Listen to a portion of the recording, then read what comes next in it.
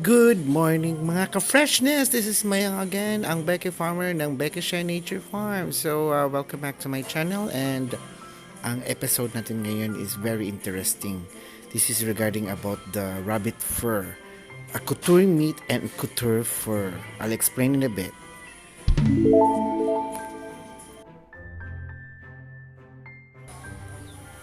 Okay mga ka-freshness, welcome back to my channel. Good morning pala. I'm at the Bekasher Nature Farm now and I'm feeding my rabbit pairs with fresh flowers. Pero unfortunately mga ka-freshness, namatay yung pair niya na female. So we have no choice but to bury it or maybe extract first the fur para meron kaming remembrance. So nagbumulot kami ng fresh flowers ng morning glory bush kasi paborito to ng mga rabbit, kinakain sa morning. Ayan. And I feel so sorry for the male na namatay yung kanyang pair na babae. So as you can see, gutom siya. Now we're going to extract the fur and this is how we're gonna do it. So namatay na yung female, so we're going to wash first the body and remove the fur.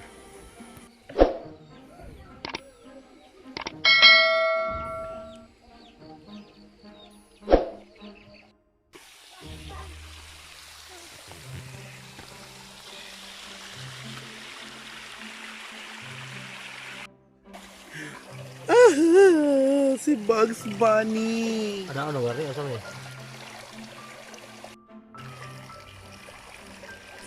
So ito na yung female na bunny na namatay, unfortunately. So we're going to cut open the body and then we're going to slowly remove the fur para ma-dry namin and transform it into a useful uh, clothing material or a fur material para sa kumot or sa clothing. So we're going to make a hive. Ang tawag dyan, hive. Nakita ko sa Google. So it's like a dried fur ng livestock or furry animals. Just like this, yung rabbit. So yung farmer ko, iniisa-isa na niya na binubunot yung mga ligaments para ma-extract yung fur. So, hindi kasali yung ulo, yung ano lang, yung neck lang niya hanggang sa paa at saka sa tails ang kukunin namin na fur.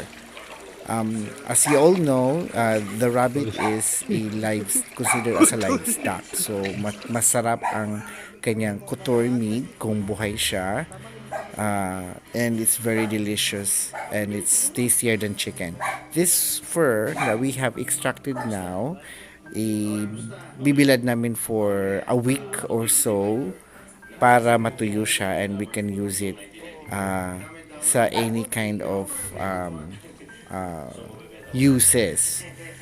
Maybe a carpet perhaps or maybe as an accent sa bag or sa quilt na itatahi ko para naman mapakinabangan namin at meron akong remembrance sa namatay na pair na female.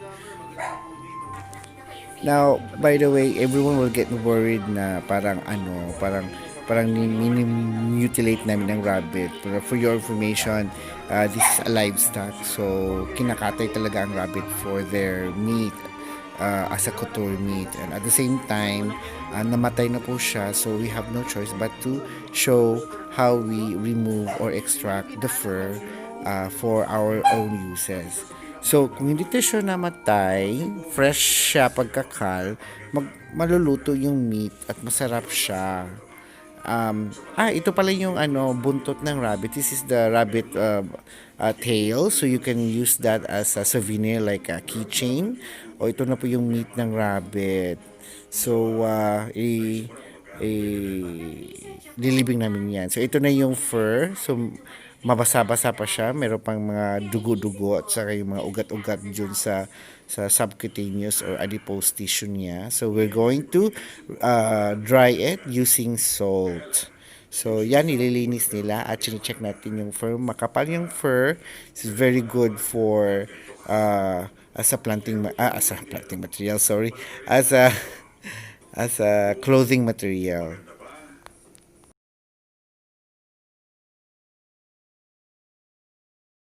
Okay.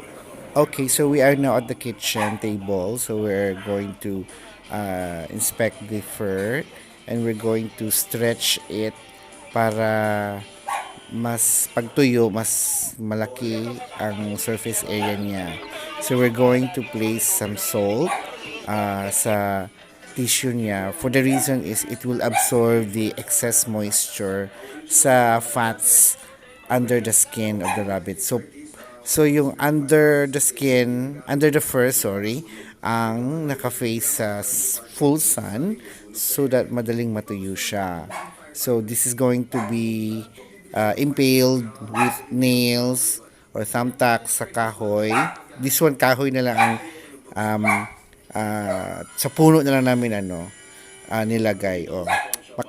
After 1 week, ano na siya, dry na siya.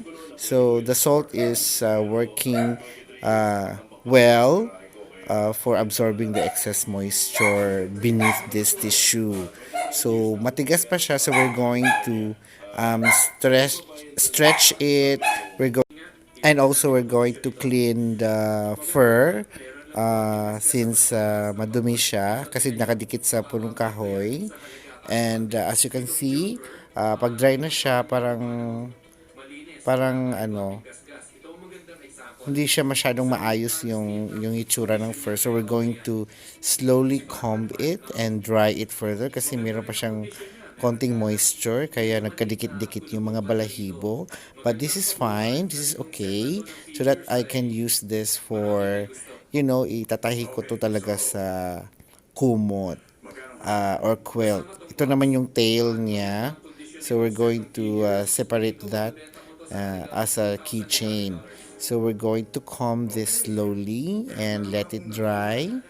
And as you can see, chine-check namin kung meron bang mga discoloration or mga debris na dumikit sa balahibo, and we're going to make sure that it's in good condition.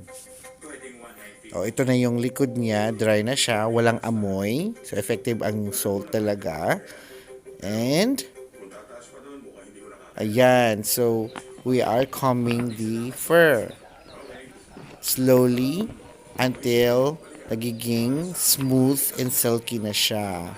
So, di namin in-applyan ng any chemicals. This is just off-grid farm life. Simple na procedure lang how to extract the fur from the rabbit and transform into a clothing material or any kind of uses sa farm. And one more thing, if you have a lot of rabbit or you are interested of raising rabbits, this is a very useful information as added value sa mga parts ng rabbit, especially the fur. Since rabbit is considered as couture meat, it's a very expensive meat, very delicious. You can also use the fur as a clothing material. So, kung marami kang rabbit, marami kang maiipon na clothing, fur for that kind of uses. Product. So, yan, malapit-lapit na siya na, na ma-manage yung fur, nagda-dry na. Oh my gosh, ano yun? So, ito na yung finished product ng aming hive, ang rabbit hive. So, para na siyang plastic. Makintab yung underneath niya. So, ayan. So, meron na kaming pang tahi sa carpet or sa kumot or sa jacket or sa handbag. So, yes. Effective siya kapag nilagyan mo siya ng salt at saka pinabilad mo lang sa araw. Meron na kaming hive. So, we successfully made hive ng rabbit. So, ito yung katawan niya. See? So, dalhin ko to para for my remembrance. Kasi kinain namin yung rabbit na to. Isayang yung balat niya. So, we can use it for couture meat and couture fur.